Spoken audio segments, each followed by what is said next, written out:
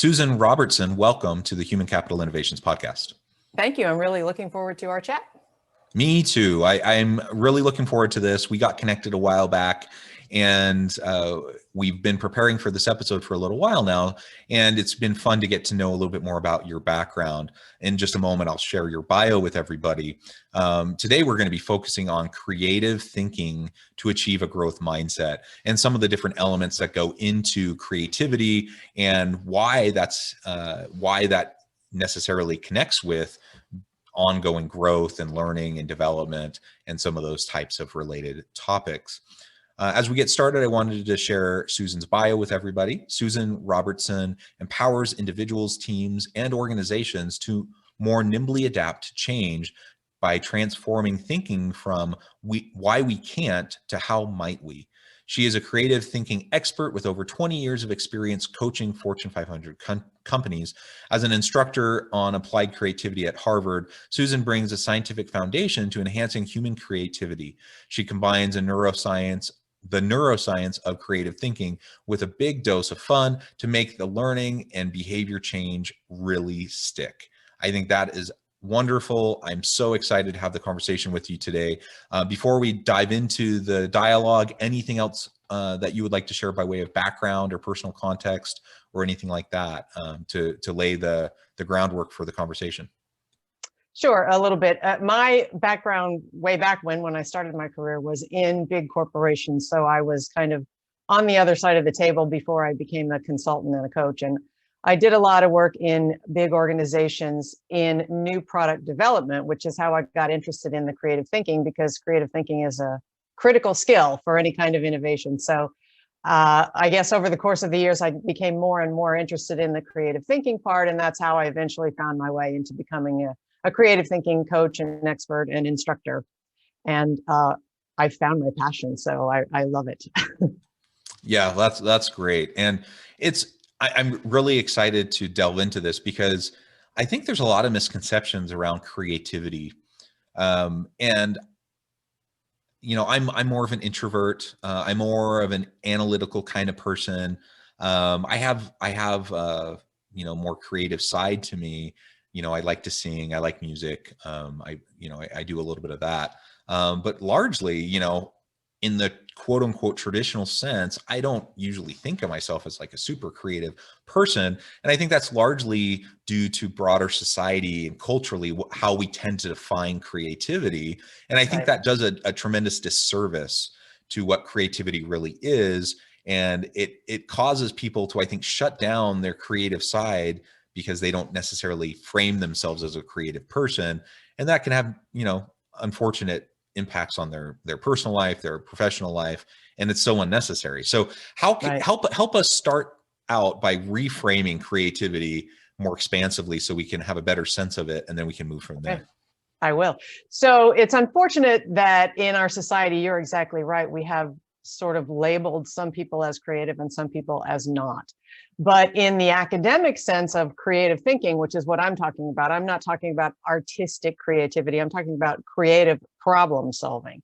The truth is, all humans are creative. We are born that way, and we unlearn it, essentially. If we decide later in life we're not creative, it's because we've unlearned the creativity we had as children. In fact, they've done a lot of studies on children and adults and their creative thinking, and it's very clear that we have it as children, and some of us don't keep it when we're adults. They did a study, in fact, and unfortunately I won't be able to name the specifics of it, but they did a study where they went into a kindergarten class and they said, raise your hand if you're an artist, and every kid raised their hand. And then they went to a 5th grade class and about half of the kids did. And then they went to a high school class and 1 kid raised their hand in answer to that. There was also another study where they actually gave a bunch of kindergartners some very specific tests of creative thinking, and 95% of them scored in what would be termed highly creative. So virtually all of them, which means virtually all of us. And they followed that same group of kids for several years. And by, again, the 5th grade, the results had dramatically reversed themselves, and it was nearly the opposite. it was almost 5% only scored. It wasn't exactly, but it was close. So we start out very creative, and as we begin to learn there are consequences for being wrong, we begin to really avoid being wrong. And if you're never willing or able to be wrong, that by definition is going to squash your creativity, because creativity means experimenting, trying, failing, trying something else, trying again. And really, that's what creative thinking is about. And you said, can we reframe creativity? So in the academic sense, creative thinking is the process of coming up with ideas that are new and useful. That's the sort of academic definition of creative thinking. And people often ask, how is that different from innovation? Well, it's a part of innovation, but it's not all of innovation. So innovation would include a broader set of processes that would then include bringing that idea into the world and making it real. So the creative thinking is the fuel. It's the underlying foundation for innovation, but it's not the sum total of innovation. Did that make sense? Yeah, yeah, absolutely. And my first initial reaction to, as you were sharing those studies with school children, is how incredibly sad is that? It is. That It is.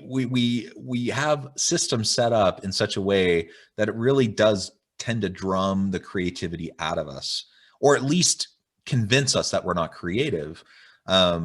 And I think I fall into that same boat. Like I remember in grade school, even up through middle school, really loving art and music and those sorts of things. And the music stuck with me. I've continued that into my adult life.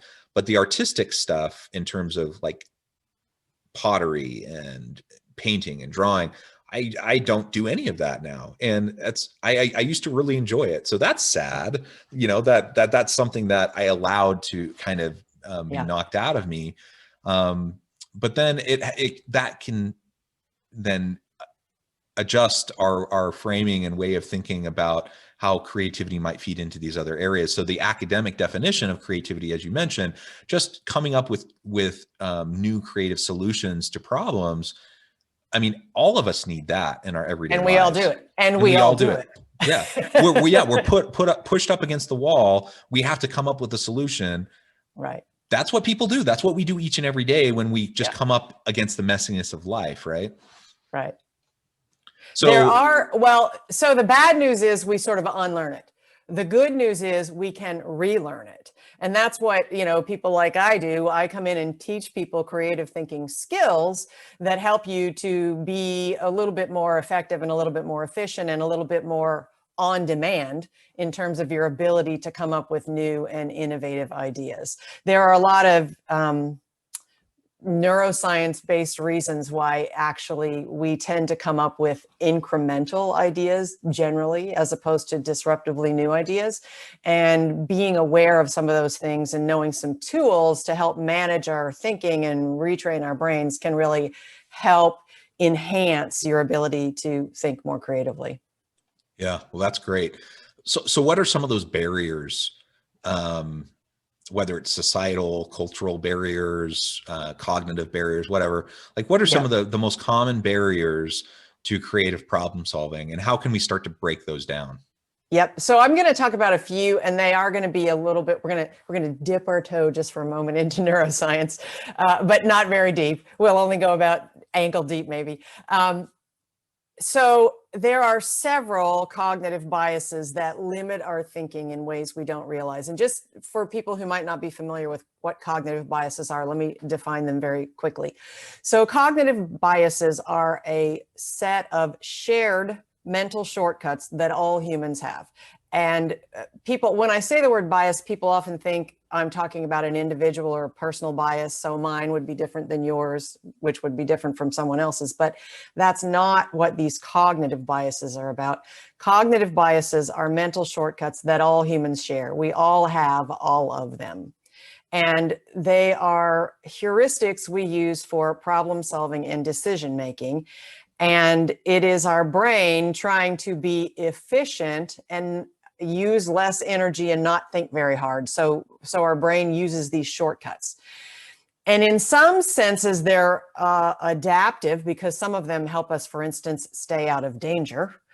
but in the sense of really coming up with creative ideas and being more innovative in our problem solving, they're actually limiters because they're shortcuts. And I'm going to talk about a couple of them that are really, I think, very important to be aware of related to creative thinking. And the first one is called the negativity bias. And the negativity bias is the phenomenon that negative experiences have a bigger impact on our thoughts, our feelings, and our behaviors than positive experiences do. It seems counterintuitive, but it's well proven that that's the case. And as a result, we're much more highly motivated to avoid negative than we are to seek out positive. So our brains are focused on avoiding negative. They're not focused on gaining positive, which again seems counterintuitive, but it's very well proven that that's true. And the way this plays out in the arena of creative thinking is that our brains interpret uncertainty as potential negative. So obviously any new idea has a fair amount of uncertainty in it, and our brain treats that like it's potential negative. And the way it plays out, the way you can recognize it's happening, and it happens all the time, is when you say or hear, yes, but, in response to an idea.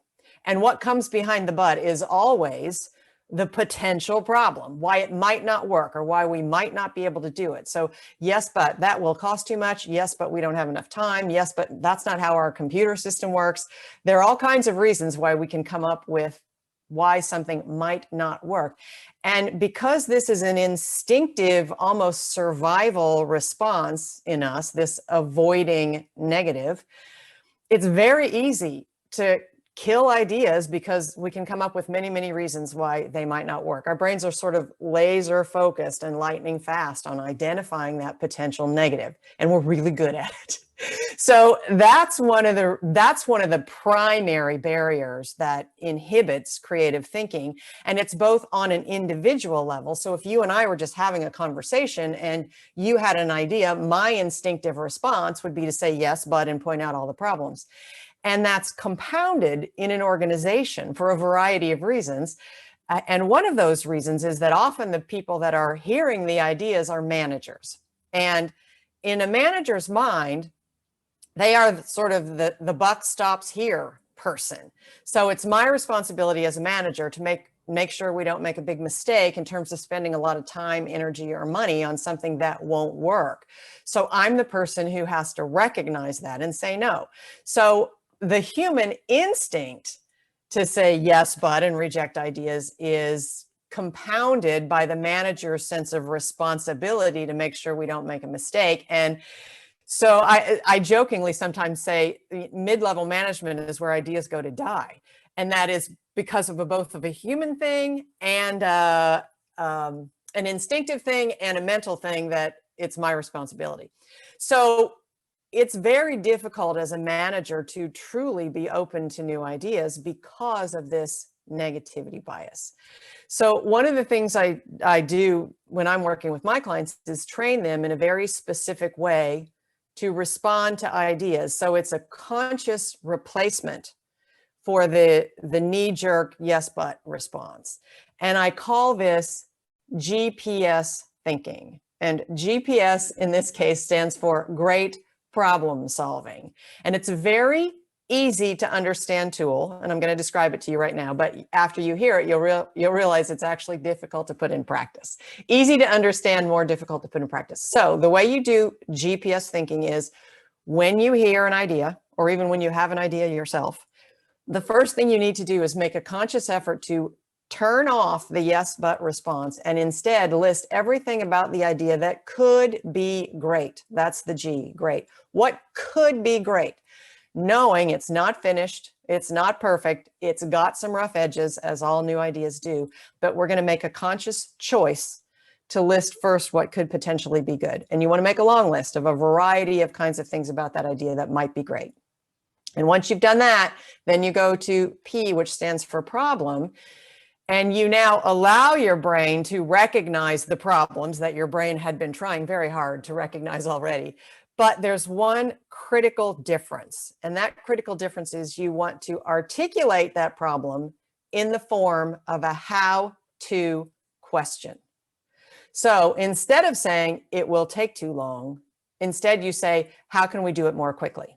Or how can we do it in the time that we have? Or how can we shave time off how long it's going to take? So you're literally flipping a problem statement into a problem solving challenge. I call that a neuroscience brain hack, and it literally flips on problem solving in your brain and flips off rejection. So that was step 2, P problem, articulated in the form of a how-to question. And then you move on to step 3, S, solution, which is you now solve for those challenges you just identified by modifying the idea. You change the idea, but you make sure you keep something that came from the G great column. So you're keeping the gold nugget, what's good about the idea, you're keeping that alive through the process, while you then allow yourself to recognize the idea is not perfect. You put it in a problem-solving statement and you begin to solve for it. And you can do this on your own. It's a perfect tool to work individually, but it's also an incredibly powerful tool to work with the team. Because if you kind of force the team to recognize what might be good about an idea, and then you work together to start to solve for those issues and change the idea, you've done a lot of things that really help the idea and help the team dynamic. So I like to think of this GPS tool as both a thinking tool. It is a very overt creative thinking tool, but it's also an incredibly powerful management tool. And I started this whole conversation about managers. So this is a way that managers can retrain their brain and change their behaviors so that they do become open to ideas, that they are helping teams make those ideas fit and work within the criteria that we have. And they're not just pie in the sky ideas. And we're optimizing and modifying them throughout the process. I know that was kind of long, but No, any questions? that's wonderful. That's a great look at something very practical that we can all start to do right away. And as you were describing that, I was thinking of examples of where I was either doing that, not really knowing I wouldn't have defined it with all those steps, but I was kind of doing that, or I can see where I was doing the opposite, right? And shutting things down. And I think that's really a valuable self-reflective process to go through so that we can start to learn to identify when we're having that cognitive bias take hold, and then put your steps in place to try to counteract it. Yeah. Before we actually turned on the recording, you and I were chatting a little bit about a growth mindset. And I feel like this is one of the most powerful and practical and tangible tools that I've ever seen that can help an individual and, in fact, a team and an organization develop a growth mindset. Because what it does is help people remember that, yes, in fact, I am a problem solver. Yes, I can come up with new ideas. Yes, I was creative when I was a kid, and look, I can do it again. And I was once giving a keynote speech, and it was really very much about creative thinking, and that GPS idea was kind of at the crux of it. And in my mind, I was giving a talk about learning creative thinking skills. And when the speech was over, someone came up to me afterward and said, "That's the best speech on growth mindset I've ever heard." And I thought, oh, okay, well, I guess it is. And it does enable a growth mindset. Well, and that was a great actual segue, because that was my very next question, is how does this reframing of creativity and trying to push ourselves towards creative problem solving, how does that directly connect with and lead into then this idea of growth mindset? And there's a lot of great work on growth mindset out there. Most listeners are probably familiar with Carol Dweck's work and so many others that have done a lot in the area of growth mindset. When I think about this myself, I'm trying to consider this idea of creative problem solving, meaning I have to be open to change. I have to be open to new perspectives, new ways of viewing things. That seems like the foundational element to allowing myself to be creative and to try new things. And it seems like growth mindset and having this attitude of continual lifelong learning and growth is just so closely intertwined with everything you're describing. Yes, I feel like they're so closely intertwined, you really couldn't unlink them. What I find when I go into an organization or team and I train a group of people in this kind of thinking, this tool and several others, and we can talk about others if you want to, I find that literally I can see a light go on in people's eyes because they feel like they have unleashed something that many of them didn't know was inside them, but was and is and can continue to be. And many people come up to me later, and this isn't a brag, but it's going to sound like a brag, but many people come up to me later and say things like, that changed my life. In fact, I worked with a woman. She came to a week-long seminar that I taught about this same kind of thing. And she, at the time, worked in a huge Fortune 500 company, big brand name that you would know. And she was a sensory scientist by training. So she was essentially a food developer, a scientist. And she took my course on creative thinking. And she said to me during that week, I'm not really happy with my job. I'm thinking I might need to leave. I'm kind of bored. It's not very stimulating. It was kind of, she felt like maybe the usefulness of that job had come to an end for her. And she went through the course and I could tell she loved it. And she was frantically taking notes. And about 6 months later, she called me to say, I went back to my job. I decided to look around the company, see what identify a job or make up a job that I thought the company needed and that I would like. And I created the job. I wrote a job definition. I justified why the company needed it. And I now have that job. I mean, it can That's really amazing. be that freeing for Yeah. you to recognize that you, in fact, have much more creative thought inside of you than you might have assumed, and it can positively affect your life. And for most people, if they can really adopt this GPS thinking, it's a tool, but it's also just a mindset. And if most people, if they adopt this mindset, it does change their life for the better. Yeah, I love that. Well, Susan, it has been a real pleasure. The time has flown by, and we're about I didn't realize we were out of time. we're about to the end of our time. But there's so much more we could talk about. So perhaps I could have you back on at another time and we can continue the conversation. But for today, before we wrap up, I wanted to give you a chance to share with listeners how they can get connected with you, find out more about your consulting and coaching work, and anything else. Share what you can do to help them and their organizations. And then please give us the last word on the topic for today. Okay. So you can find me at my website, which is susanrobertson.co. That's not a typo. There's no M on the end.